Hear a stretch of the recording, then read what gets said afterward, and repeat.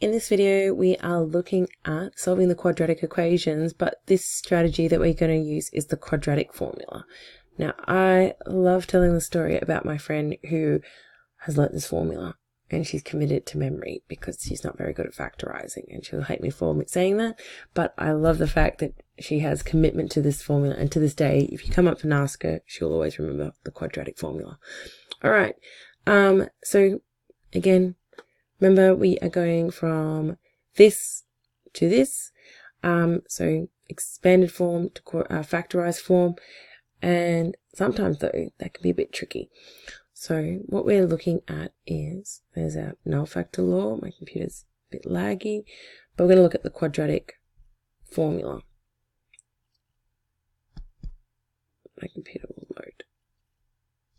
All right, here it is. So solving quadratics using the quadratic formula.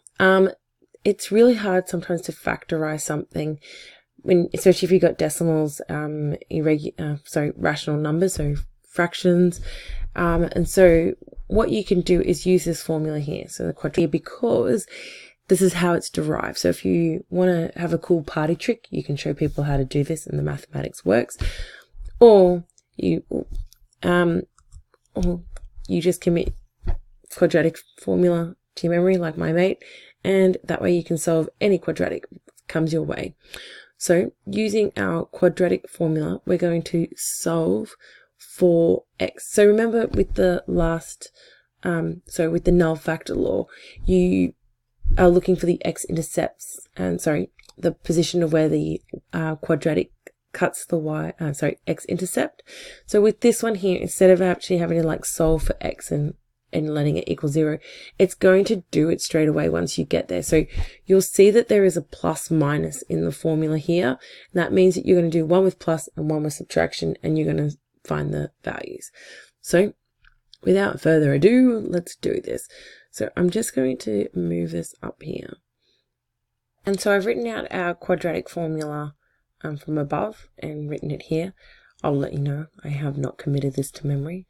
However, A and C represent that a squared.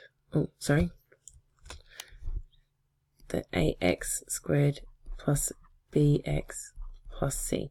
They represent these coefficients and constants. So if you have a look at our lovely formula here, that's your a there. So a in this case is invisible mass. A, this is b including the negative, and this is c, again including the negative. So if you need to, you can always put in a, b, c if you need to identify them. 1, b is -4, -9.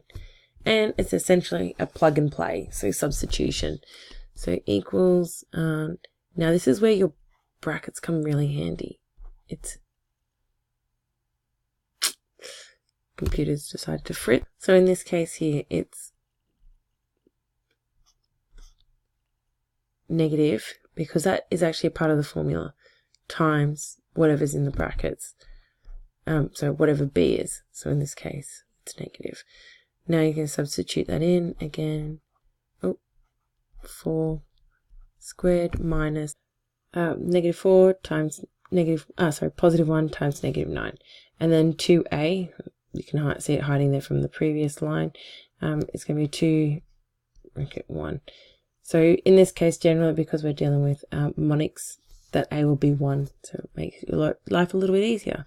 So x equals, so this becomes positive 4 plus minus 4. So here we go. 4 times 1 is -4. -4 times 1 is -4 times 9. So, and you'll see that I'm trying to keep this in this bracket form, and the reason why is because unless the number is your squared numbers, so 4, 9, 16, 25, 36, etc. Unless it's those, you're going to get an irrational number, so a number that kind of keeps going on and on.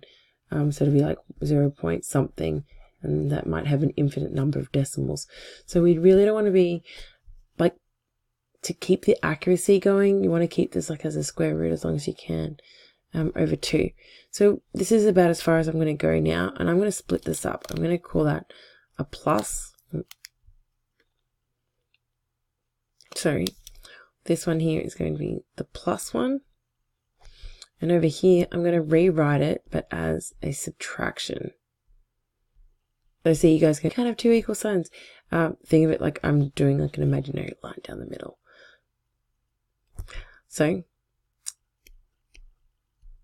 there's no way I'd want to do that on my own. I'm going to go put that in my calculator. So here it is. I've prepared, or at least the negative one. And I realize my calculator is probably not flipped, so it's going to be backwards. Oh no, I got it the right way. Perfect. So you can see there I've just plugged that in, and it's going to give me an answer of negative 1. Now I'm going to take my calculator and I'm going to go like, and just click, click, click, click, click. And I'm going to go across until that subtraction.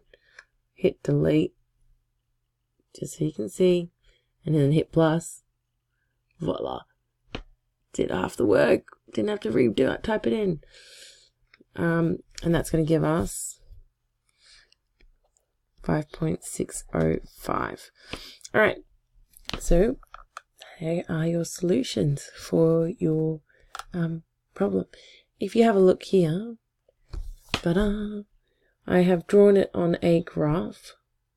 Here it is in all its wonderful glory, this green one here. And if we have a look at these intercepts, have a look at that, 5.606. So if we rounded that, that would be 606. And if we have a look over here, 1.606. Ah, beautiful. So graphing it leads to that. So you could do that by inspection, or we can just use a quadratic formula to find the solutions. So let's have a go quickly of the last one. I'll be there, and then it'll be your turn. I'm just going to pause so I don't have to write it out again. So here's my quadratic formula. Let's plug and chug. So that's 1, invisible maths. There's your B, and there is your C. So negative bracket, negative 7, plus minus the square root of negative 7 squared, minus 4, bracket 1, bracket 6. So C. Oh, look at that. Easy peasy. It's double ones. Divided by 2, 1. So negative times of negative becomes positive 7 plus minus the square root, which is 49. Now this is going to be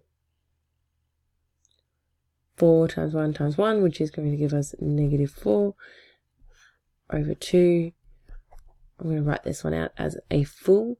So square root of 45 over 2, and then, sorry, x equals, and then the other one, x equals 7 minus the square root of 45 over 2, x equals x. So on the handy dandy calculator, we go bracket 7 plus square root of 45, close bracket, divided by 2. There you are, 66.84. So that's that one. There's 6.85. Oh. I'd like to say it's 8.5, and then we do the exact same thing over here. So stepping back, minus, there you go, 0.14. Oh, in this case it should be 146, and that gives you your solution. So intercepts are this one and this one. So what you're going to do then is use your quadratic formula to solve for the intercepts. So don't forget to identify your A, B, C values. That's generally where you'll find them, so that you can substitute them appropriately into your quadratic formula. Look, I'll even be a doll and I'll write it here now. So x equals negative b plus minus the square root of b squared minus 4a times c divided by 2a.